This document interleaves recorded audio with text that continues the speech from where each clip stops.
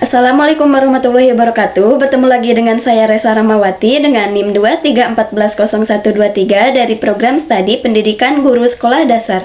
Video ini dibuat untuk memenuhi tugas ujian tengah semester mata kuliah Profil Pelajar Pancasila dari dosen Ibu Febrianti Yuli Satriani, SPDI MPD. Materi yang akan saya bahas pada presentasi kali ini yaitu Proyek Penguatan Profil Pelajar Pancasila. Ada 5 poin yang akan saya bahas pada presentasi kali ini. Yang pertama, profil pelajar Pancasila. Yang kedua, perlunya penguatan profil pelajar Pancasila. Yang ketiga, gambaran pelaksanaan proyek penguatan profil pelajar Pancasila. Yang keempat, prinsip-prinsip proyek penguatan profil Pancasila. Dan yang kelima, manfaat. Lanjut saja kepada materi yang pertama, yaitu profil pelajar Pancasila. Profil pelajar Pancasila merupakan perwujudan pelajar Indonesia sebagai pelajar sepanjang hayat yang memiliki kompetensi global dan berperilaku sesuai nilai-nilai Pancasila. Profil pelajar Pancasila adalah konsep yang menjadi landasan kurikulum Merdeka Belajar yang bertujuan untuk membentuk pelajar Indonesia yang mandiri, beriman, bertakwa, berakhlak mulia, memiliki keberagaman global, bergotong royong, bernalar kritis, dan kreatif.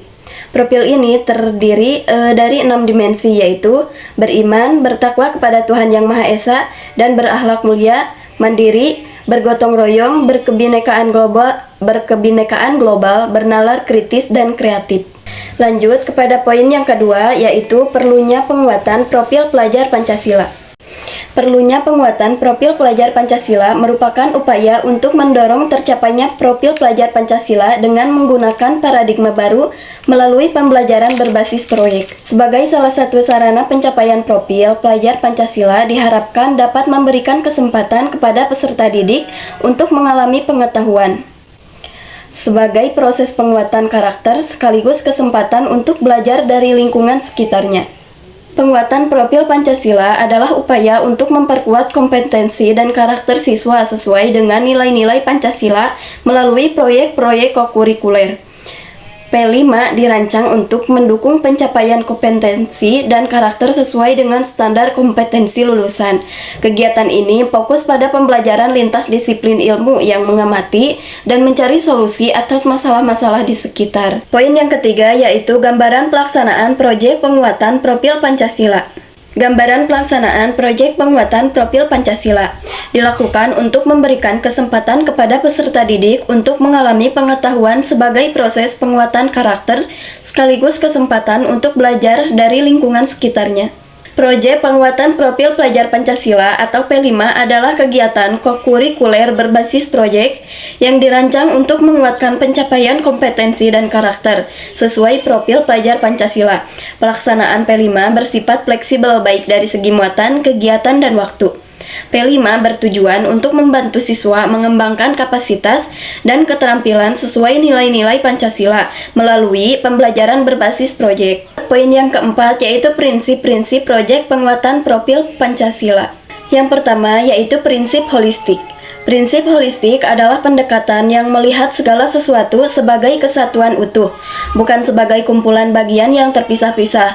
Prinsip ini menekankan bahwa keseluruhan memiliki nilai lebih besar daripada jumlah bagian-bagiannya. Dalam konteks pendidikan, holistik berarti mengembangkan seluruh potensi siswa, termasuk kognitif, afektif, dan psikomotorik. Yang kedua yaitu prinsip kontekstual. Prinsip kontekstual dalam pembelajaran adalah prinsip yang menekankan pada pengaitan materi pelajaran dengan konteks kehidupan nyata siswa.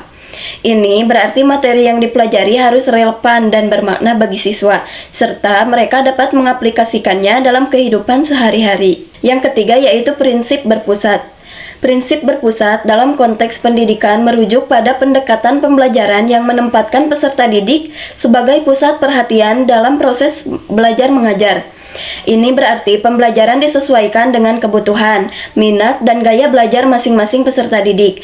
Prinsip ini menekankan bahwa guru harus memahami dan meresponi kebutuhan peserta didik, serta memberikan dukungan yang diperlukan untuk mencapai tujuan belajar. Yang keempat yaitu prinsip eksplorasi.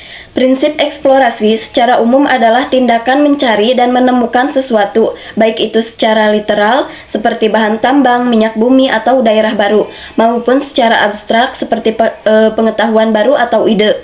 Eksplorasi sering melibatkan penyelidikan dan pemahaman mendalam tentang suatu objek atau wilayah.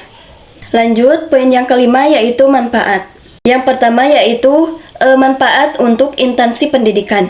Profil pelajar Pancasila memberikan banyak manfaat bagi instansi pendidikan. Salah satunya adalah menciptakan sekolah sebagai ekosistem yang terbuka dan inklusif, memfasilitasi keterlibatan masyarakat, dan menjadikan sekolah sebagai organisasi pembelajaran yang berkontribusi pada lingkungan sekitar. Profil ini juga menjadi panduan utama bagi pendidik dalam membangun karakter dan kompetensi peserta didik, serta menjadi tujuan jangka panjang dalam pembelajaran untuk membentuk kompetensi dan karakter yang relevan. Yang kedua yaitu manfaat untuk pendidik atau guru.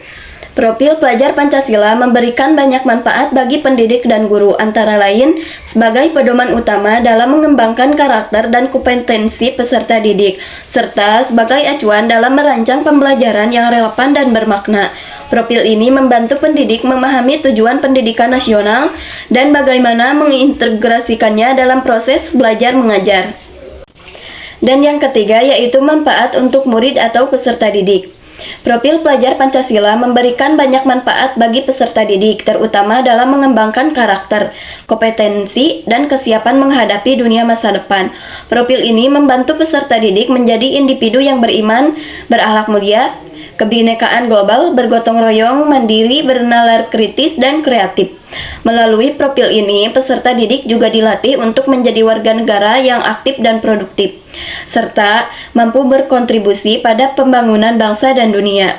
Mungkin itu saja materi yang dapat saya sampaikan pada presentasi kali ini. Terima kasih atas perhatiannya. Assalamualaikum warahmatullahi wabarakatuh.